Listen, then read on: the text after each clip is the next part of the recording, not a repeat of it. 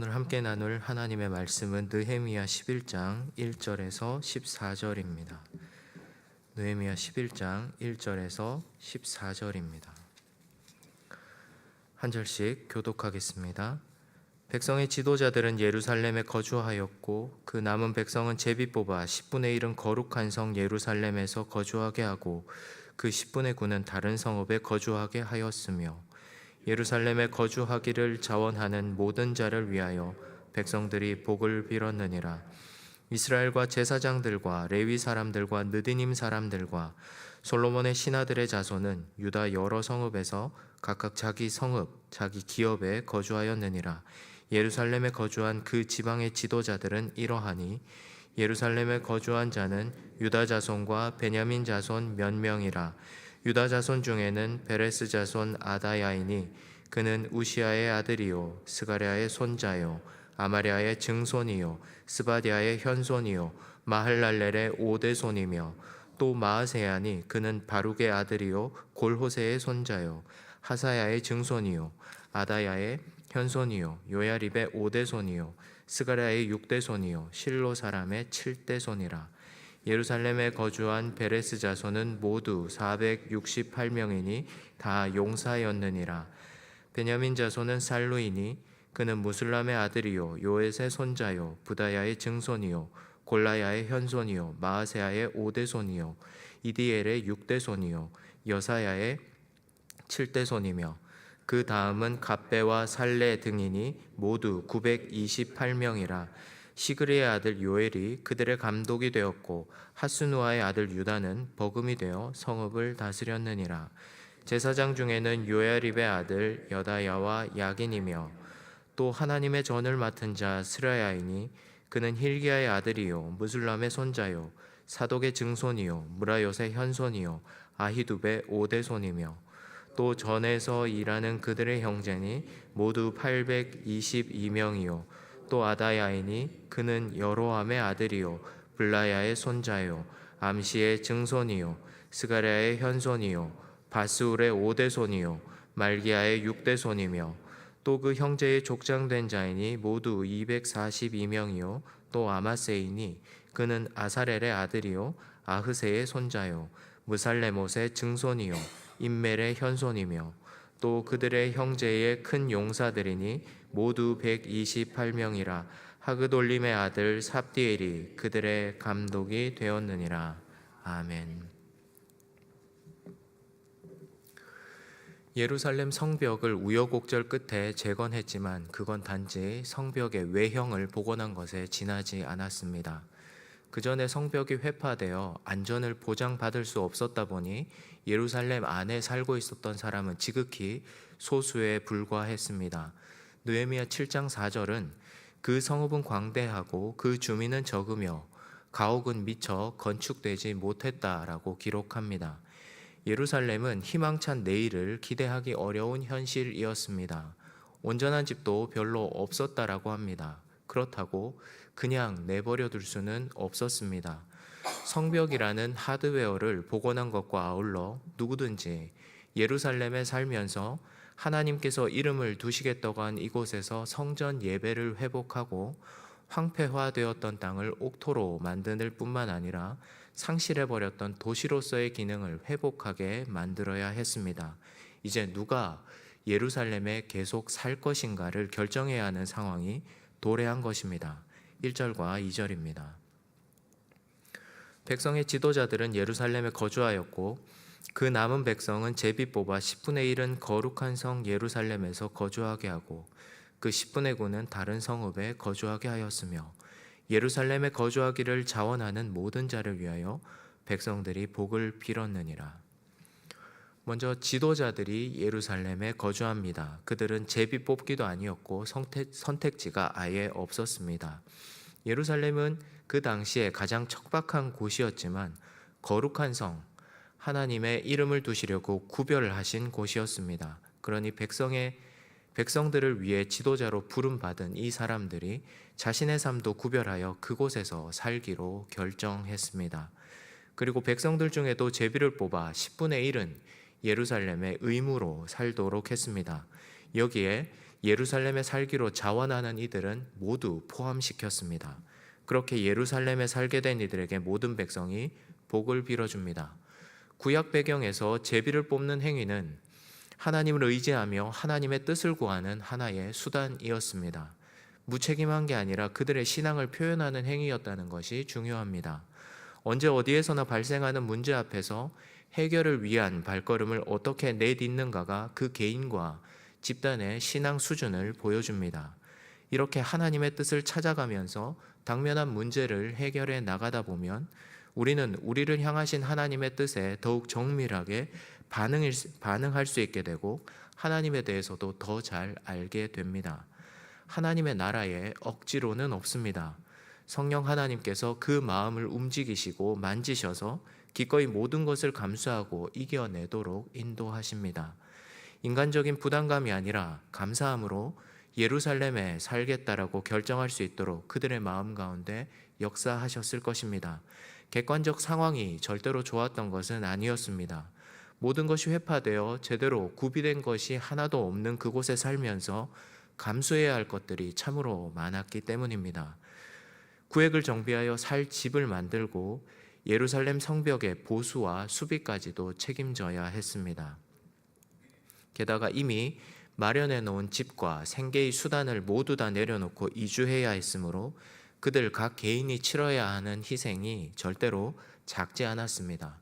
그럼에도 그들의 희생과 헌신이 의미 있는 이유는 예루살렘이 거룩한 성, 하나님께서 자기 이름을 두시려고 하셨던 곳이라는 데 있습니다. 이방인들의 침략으로 부서지고 회파당하여 비록 황무하던 상태였지만 하나님은 그곳을 버려두지 않으시고 하나님의 영광을 드러내도록 다시 그곳에 임재하셔서 거룩한 성이 되게 하셨습니다. 그래서 그렇게 부름받은 이들의 희생과 헌신이 하나도 헛되지 않습니다. 예루살렘에 머물며 그곳을 하나님의 도성이 되게 만드는 일에 부름받았고 그들은 부르심에 충실한 삶을 살아갈 수 있게 되었습니다. 이것이 사명자로서 합당한 삶입니다. 이처럼 하나님은 은혜로 우리를 부르시고 우리를 사용하십니다. 또한 우리가 전심으로 주께 드린 모든 것을 기억하고 계실 뿐만 아니라 드린 이가 전혀 아깝지 않도록 만들어 주십니다. 누가복음 18장 28절에서 30절입니다. 베드로가 여쭈하되 보옵소서 우리가 우리의 것을 다 버리고 주를 따랐나이다. 이르시되 내가 진실로 너희에게 이르노니 하나님의 나라를 위하여 집이나 아내나 형제나 부모나 자녀를 버린 자는 현세에 여러 배를 받고 내세에 영생을 받지 못할 자가 없느니라 하시니라. 그러나 이는 옆에서 드리라고 겉면에서 할 수 있는 일도 아니고 각 개인이 주님으로부터 받은 은혜에 대한 감사로 저항할 수 없는 신적 부르심 앞에서 행할 수 있는 거룩한 반응입니다. 바라기는 하나님의 백성임을 자부하는 우리 모두가 우리의 삶으로 기꺼이 하나님 앞에 헌신할 때 채우시고 충만하게 하시는 하나님의 섭리를 모두가 경험하실 수 있기를 바랍니다. 3절에서 24절까지는 예루살렘에 거하도록 제비 뽑혀진 명단이 기록되어 있습니다. 이 명단에 오른 사람들은 크게 유다 자손과 베냐민 자손이 4절에서 9절까지, 제사장들의 명단이 10절에서 14절까지, 레위인들의 명단이 15절에서 18절까지, 그 외의 사람들이 19절에서 24절까지 기록되었습니다. 오늘은 유다 자손과 베냐민 자손의 명단과 제사장들의 명단까지 살펴보겠습니다. 4절에서 6절입니다. 예루살렘에 거주한 자는 유다 자손과 베냐민 자손 몇 명이라. 유다 자손 중에는 베레스 자손 아다야이니 그는 우시아의 아들이요 스가랴의 손자요 아마랴의 증손이요 스바다의 현손이며 마할랄렐의 오대손이며 또 마아세야니 그는 바룩의 아들이요 골로새의 손자요 하사야의 증손이요 아다야의 현손이요 요야립의 오대손이요 스가랴의 육대손이요 실로 사람의 칠대손이라. 예루살렘에 거주한 베레스 자손은 모두 468명이니 다 용사였느니라. 예루살렘에 거주하게 된 유다 자손은 모두 468명이었고 모두 베레스 자손이었습니다. 베레스는 유다가 며느리 다말에게서 나온 쌍둥이 가운데 먼저 태어난 아들이었습니다. 이 베레스의 족보에서 다윗이 태어났고 유다 왕가의 계보가 이어지면서 나중에 예수님도 이 계보에서 태어나셨습니다.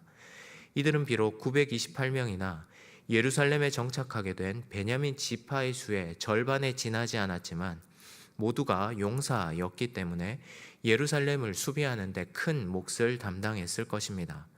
처음 언급되는 아다야의 이름 뜻은 여호와께서 도우신다라는 뜻입니다.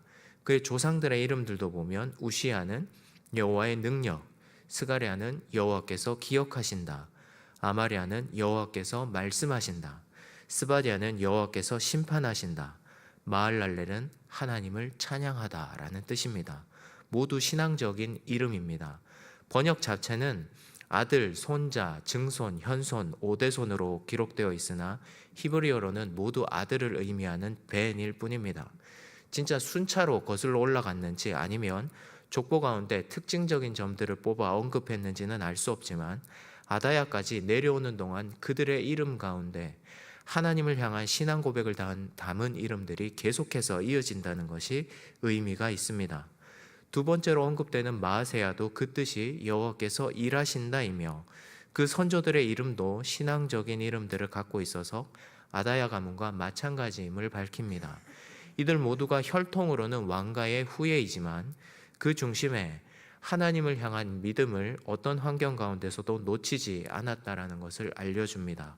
포로기를 통과하면서도 아들의 이름에 하나님을 향한 신앙 고백을 담아 하나님께서 이 자녀들의 삶을 인도해 주실 것을 기대했고 그 믿음이 이어져서 이들 모두가 예루살렘에 살게 된 것입니다. 7절에서 9절입니다. 베냐민 자손은 살루이니 그는 무슬람의 아들이요 요에서 손자요 부다야의 증손이요 골라야의 현손이요 마세야의 5대손이요 이디엘의 6대손이요 여사야의 7대손이며 그 다음은 갑배와 살레 등이니 모두 928명이라. 시그레의 아들 요엘이 그들의 감독이 되었고 하스누아의 아들 유다는 버금이 되어 성읍을 다스렸느니라. 베냐민 자손은 모두 928명입니다. 숫자로는 유다 지파의 거의 2배에 달합니다. 예루살렘이 원래 이스라엘 최초로 땅을 분배받았을 때 베냐민 지파의 땅이었습니다.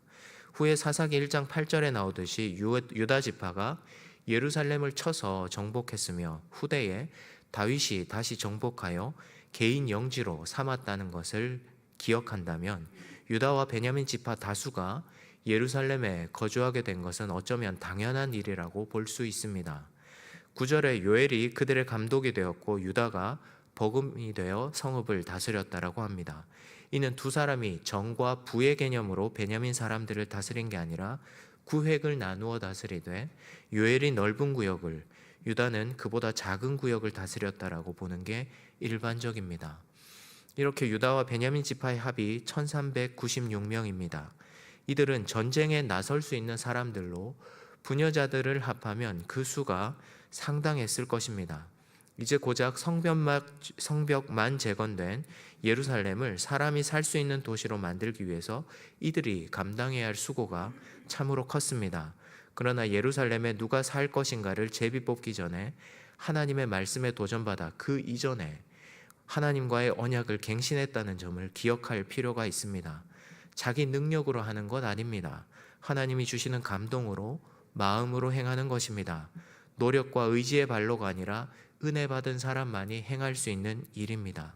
그러니 우리도 오늘도 주님의 사람답게 살기 위해 말씀 앞으로 나와왔고 우리의 언행 심사를 주님의 은혜로 다듬어 가야 하는 것입니다. 오늘 우리가 머물러야 하는 예루살렘이 어디인지 그 부르심을 구하며 하루를 시작하시기를 빕니다. 다음으로 예루살렘에 살게 된 제사장들의 명단이 소개됩니다. 이 명단은 역대상 9장 10절부터 13절까지의 기록과 병행됩니다. 10절에서 14절입니다. 제사장 중에는 요엘입의 아들 여다야와 야긴이며 또 하나님의 전을 맡은 자 스라야이니 그는 힐기야의 아들이요 무술람의 손자요 사독의 증손이요 무라요의 현손이요 아히두베 5대손이며 또 전에서 일하는 그들의 형제니 모두 822명이요 또 아다야이니 그는 여로함의 아들이요 블라야의 손자요 암시의 증손이요 스가랴의 현손이요 바스울의 5대손이요 말기야의 6대 손이며 또 형제의 족장된 자이니 모두 242명이요 또 아마세이니 그는 아사렐의 아들이요 아흐세의 손자요 무실레못의 증손이요 인멜의 현손이며 또 그들의 형제의 큰 용사들이니 모두 128명이라 하그돌림의 아들 삽디엘이 그들의 감독이 되었느니라. 역대상 기록에는 10절에 여다야와 여호야립과 야긴이라고만 되어 있는데 우리가 읽은 본문에서는 아들이라는 히브리어 벤이 가운데 첨가된 것을 볼 수 있습니다. 이를 필사상의 오류로 추정합니다. 처음 언급된 여야립은 다윗 시대의 24반열의 제사장 가운데 첫 번째 반열의 대표이고 두 번째 여다야 역시 두 번째 반열의 대표로 소개됩니다. 따라서 이 모든 이름들이 개인의 이름이 아니라 돌아온 이들의 가문 이름임을 알 수 있습니다. 11절의 스라야는 가문의 이름이면서도 동시에 그 가문이 구체적으로 무엇을 감당했는지도 소개됩니다.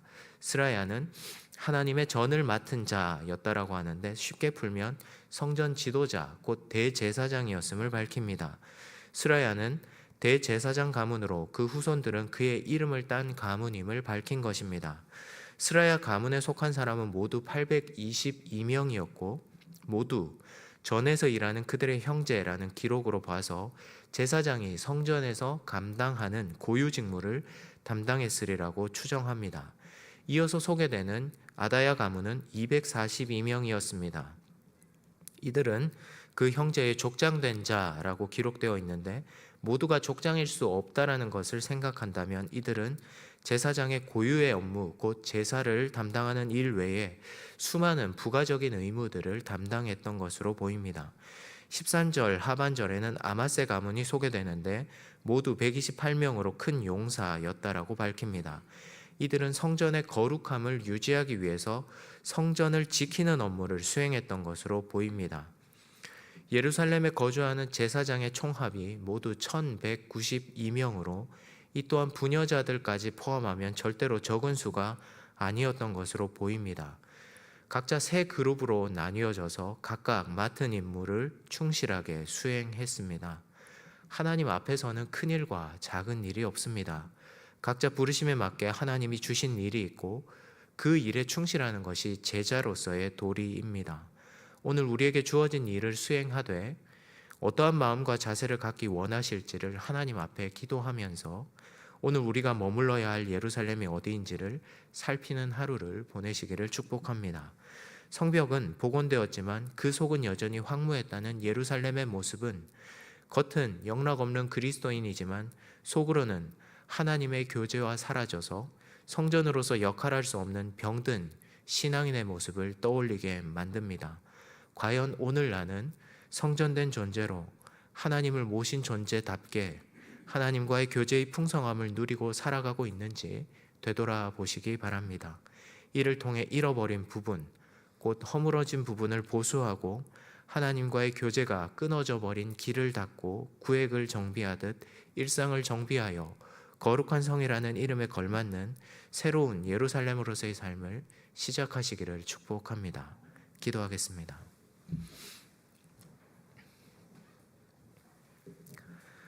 하나님 아버지, 오늘도 우리에게 주님을 위해 살아갈 수 있는 한 날을 허락해 주셔서 감사합니다. 주님을 위해 무엇을 해야 할지 기도하게 하시되 특별히 머물러야 할 예루살렘이 어디인지, 머물러야 할 예루살렘이 누구인지를 깨달아 주님의 손발로 사는 오늘이 되도록 인도해 주시옵소서. 하나님을 위해 기꺼이 우리의 삶을 드릴 때 모든 것을 채우시는 하나님의 은혜를 경험하는 삶을 이어가게 해 주시옵소서. 하나님의 크신 경륜으로 이스라엘 삶을 인도하셨던 것처럼 오늘 우리의 삶에도 함께 해주시고 부르심에 합당한 삶을 이어갈 수 있도록 은혜 베풀어 주시옵소서. 우리를 고아와 같이 버려두지 않으시고 날마다 필요한 것을 공급하신다는 믿음으로 담대히 말씀을 살아내게 해 주시옵소서. 예수님의 이름으로 기도드립니다. 아멘.